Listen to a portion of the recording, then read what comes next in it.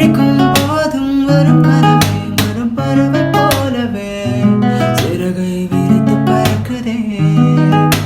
தனியே தனியே தொலைகிறது, தொலைவு தூரல் விழுகிறது, மனம் நனைய நனைய தோன்றுது, தொலை விலகி